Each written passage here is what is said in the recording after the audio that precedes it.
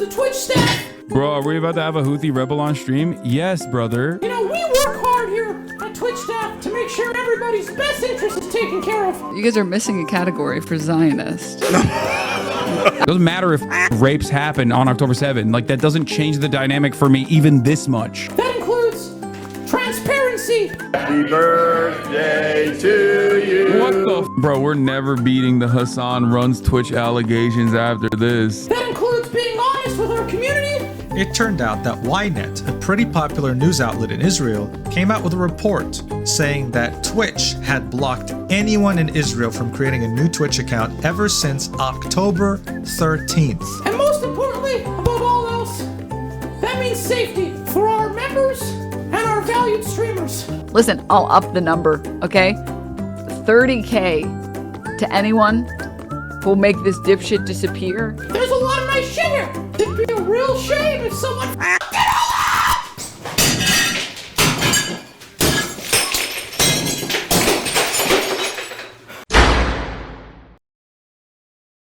I'm not going to pretend I didn't know that Twitch was a wretched hive of scum and villainy. and that there was something really weird going on there. But lately, I think it's gotten really extreme. Not that it wasn't always trying to get there. Remember the dear lady that Twitch was trying to make part of its safety advisory council? I have power. They can't take it away from me. There are some people that should be afraid of me. But if power-hungry deer people were the greatest threat on Twitch right now, that would be fantastic. No, Twitch has an extremism problem of a whole different kind. And no one represents that better than our favorite socialist, Hasan Piker! Hasan is one of those people known as a champagne socialist. In other words, he goes in on capitalism, extols the virtues of socialism, and then proceeds to live larger than anyone in his chat ever will. To be clear, I don't think socialism actually exists in America. Saying you believe in socialism is more of a cringy virtue signal, because let's face facts, at the end of the day, I've never met one socialist that's willing to give up all the benefits of living in a capitalist country. And Hasan represents the worst of these people. But again, if Hasan being a shitty socialist was the worst of the issues, then there would be no issue. Socialists being shitty socialists are a dime a dozen. Hasan's biggest issue is that he is a propagandist for literal terrorists, and Twitch just lets him do it. Oh, you want to see a Houthi musical? Sure. These were the people that the Saudis were killing, by the way. Just so you know, these musically gifted individuals. Yeah. What is They do musicals. They're very musical people. Are you being serious? Dog, what do you... Look, you think I made this? Isn't I know they're singing, but I'm seeing just guns and shit. This isn't a music video, Hasan. Hezbollah is a paramilitary organization that is also a... part of the Lebanese parliament. Do we like them or no? I don't have an issue with them. Let's just say they are designated by the American state as a terrorist organization. I do not like them then. Well, Taking over these ships, they started targeting the ships. People on this helicopter right now? Yes. They're streaming this? Yeah. They're flexing. What? And they're coming in hot with guns. Yeah, but you have to understand, this is a deterrence. Let me explain to you two principles that you should keep with you, coming from a person who's Turkish, okay? When you look at a situation in the Middle East, you look at what the local government is and who the Western forces are. Never align with the Western forces. Here's Hasan literally interviewing a Houthi pirate named Rashid al-Haddad, or as he's popularly known on the internet, Tim Houthi Chalamet. Yeah, he said he's been watching it since he was a kid. No way! Yeah. That's sick. Yes. Dude, we think the Houthis, Ansar Allah, is doing what Luffy would do. You should tell him that. What's crazy is that Twitch actually does crack down on extremist content if your content leans a certain way. For instance, Aiden Ross used to be a big streamer on Twitch, but there was a problem. See, Ross is considered extreme to the right and has a loosely moderated chat. He also has guests like Nick Fuentes and Andrew Tate. Twitch had a huge problem with the white supremacist part and banned Aiden Ross permanently. Now you might be saying, Brandon, you handsome rogue, it's good that Twitch cracked down on that and made it clear that trash like Nick Fuentes will never be welcome on this platform. Right, but Hasan had on a literal Houthi terrorist, and Twitch didn't care. Like, at all. Now, at this point, you might be wondering, are the Houthis as bad as Nick Fuentes? These musically gifted individuals. Allow me to quote what's literally on the Houthi flag. Allah is great, death to the USA, death to Israel, curse the Jews, victory to Islam. They're very musical people. The man is out here trying to paint terrorism like it's Fiddler on the Roof. That is wild. Not that Hasan is the only one. For instance, his mod and fellow streamer Frogan is insufferably anti-Semitic and anti-American. For instance, here's Frogan at TwitchCon in 2024, where she and a panel racially rated people, with Arab being the best category, and loves Sabra at the bottom. For those of you who don't know, Sabra is a hummus company, and the word Sabra means a Jewish person born in Israel. It was during this panel that YouTuber and former podcast co-host with Hasan, before they had a massive falling out, Ethan Klein, came up to be rated. Klein is Jewish, so... Ethan Klein. I told you guys to clap. This is a good reaction. That was a good one. Dude, where's the, you guys are missing a category for Zionist. That was a joke. That was just a joke in my... Stand up. Well, obviously it's Love Sabra, right? Yeah, it has to be. That's easy. That's definitely Love Sabra. Yeah, this happened on stage at one of Twitch's biggest events with the logos of various corporations behind them. I don't know who approved that before they got up on stage to do it, but I imagine they probably still have a job there. This place is an absolute cesspool. Now, to be fair, Frogan was suspended for 30 days for doing this, but that's only because the Anti-Defamation League got involved. The Anti-Defamation League is one of those organizations that can snap his fingers and make a lot of your sponsors disappear suddenly. However, this isn't the only thing Frogan has done. Here she is giggling and calling herself based after she plays a clip of herself advocating that U.S. soldiers should get PTSD and no health care. Any other motherfucker you're joining them, you're like, oh my god, I want my Camaro, no student loans. You. I hope you get PTSD. And I hope you get no health insurance when you get back into America. Like, am I supposed to be like, I'm not walking back on it. I still agree with it. Aw, base.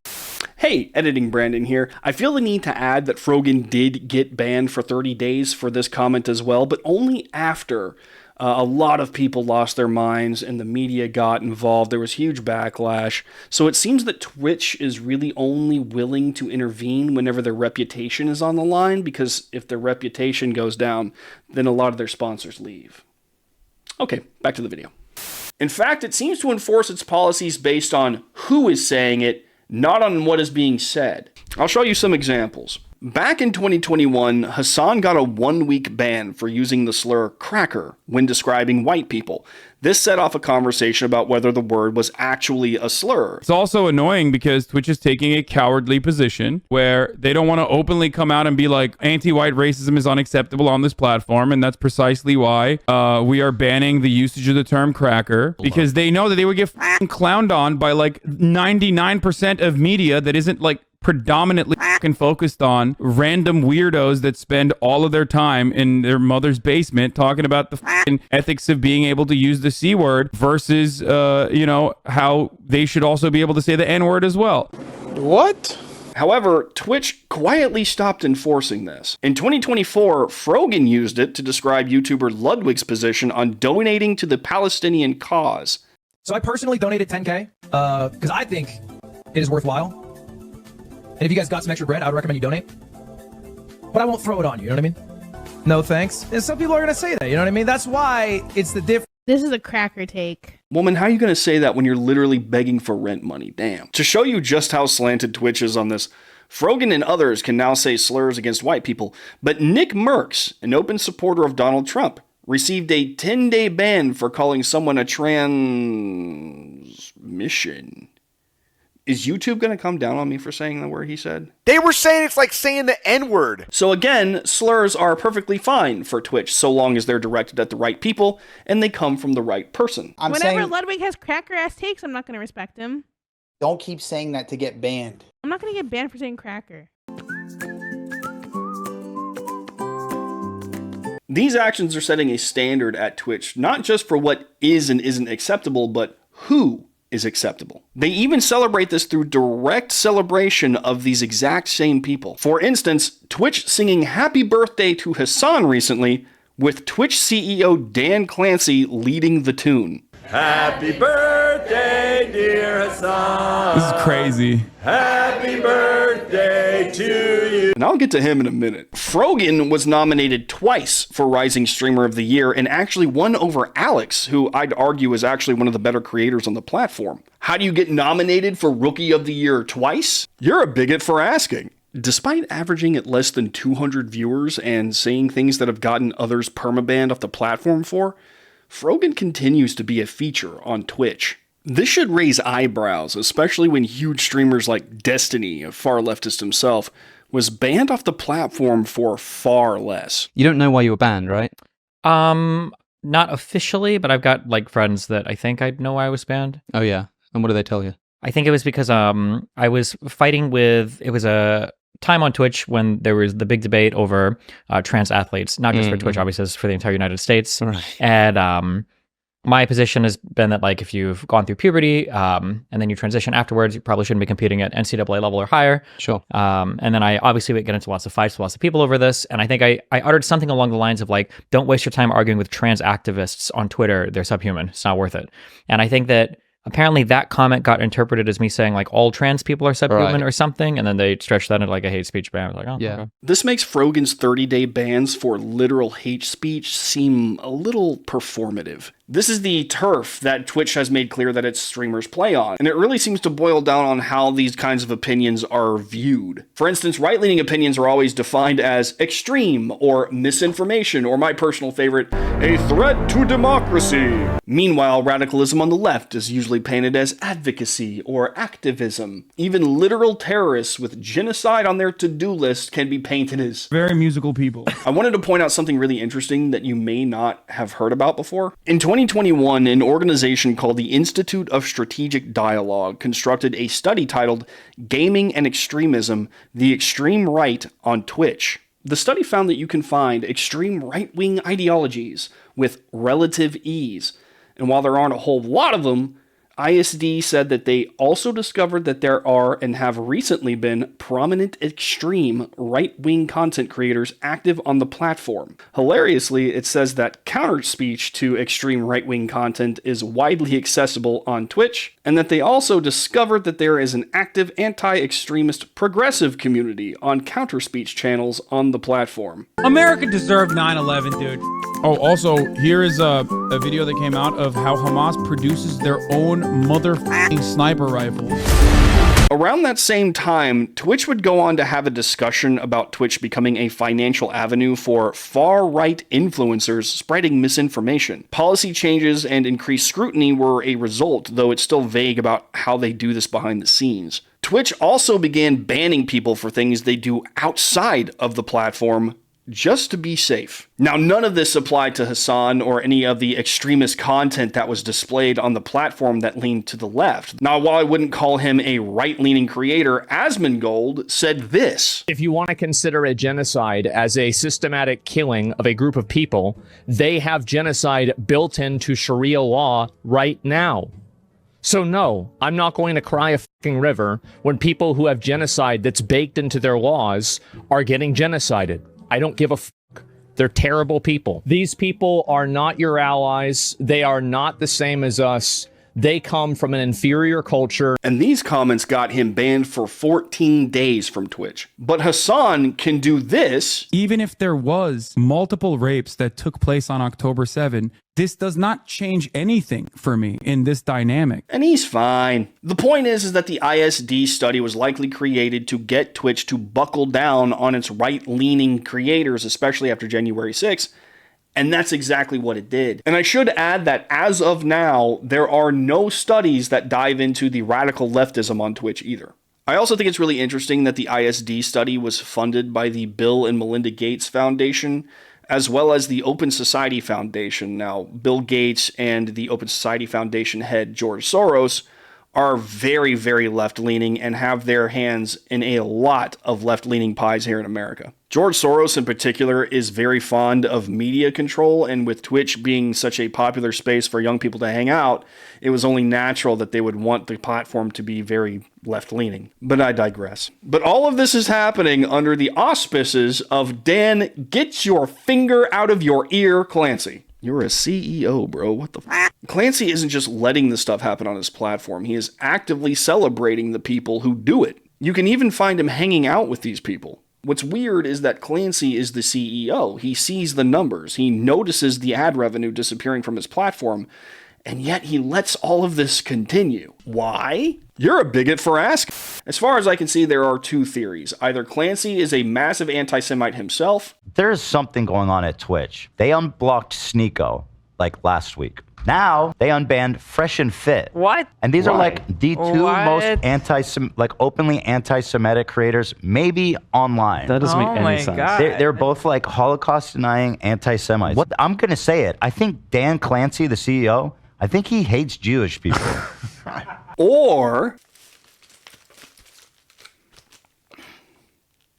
Clancy is terrified of all the streamers that gravitate around Hasan's orbit. And there are a lot of them. Now here's where it gets interesting. The Young Turks co-host, Anna Kasparian, said something on X recently that I think gives us a peek behind the curtain. She said, Hasan is a slave to his audience. I've never seen a man more terrified of the people who watch his streams. I would never be jealous of that. For those of you not in the know, Kasparian's co-host and longtime friend is Cenk Uygur, founder of the Young Turks, who also happens to be Hasan Piker's uncle. And they're not exactly on good terms, especially recently, but that's not what's important here. What matters is this. Hasan Piker is scared of his own radical audience, the audience that he radicalized. If he doesn't maintain his own radicalism, he's done. His viewers will turn on him instantly. Now, how does this relate to Clancy? Stick with me. The streamers in Hasan's orbit won't cross Hasan. Sure, they're friends, but it's more than that.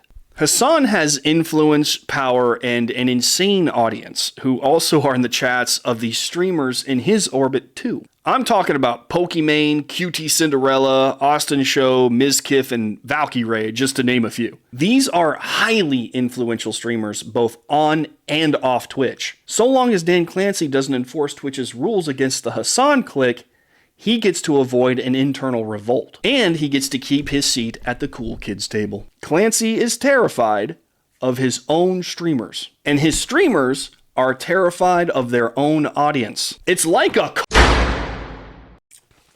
Ow, gosh, that damn thing bit me. Dan Clancy is either a hateful bigot or an absolute coward. There is no in-between here. And all of this really sucks because I love Twitch. I mean, I stream on it from time to time, and I've really loved the experiences I've had and the friends I've made. A grinder? I've unlocked gay monkeys. I mean, I still show up to watch creators like Pay Money Wubby, and it's a great place to see real talent like Code Miko or put on an MST3K movie while you game. Twitch doesn't have to be this vile place, so here's what I think should happen. Dan Clancy needs to resign yesterday. The rules should be enforced for everyone across the board equally, and we should get back to what Twitch is really about. Booty! Oh, you know I love that booty, baby. Come on, give me that TNA. Oh, that's what I'm really here for. Come on, that's what we all really here for. You know you want it. You know you like it. Yes. You know you love it. My friend Yu's gonna wear a swimming suit. Maybe who knows it's bikini. You know I love that banana floating. Girl, hell yeah, I'm gonna peep that ass. I'm gonna peep that ass.